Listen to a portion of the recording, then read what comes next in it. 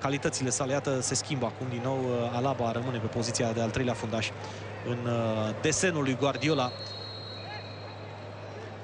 Franck Ribéry, faultat.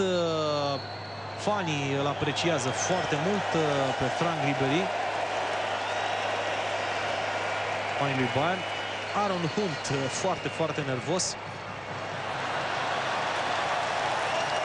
E o partidă amicală. E un prilej însă pentru fani să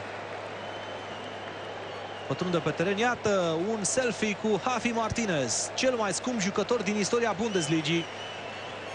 Asta își dorea fanul din Hamburg.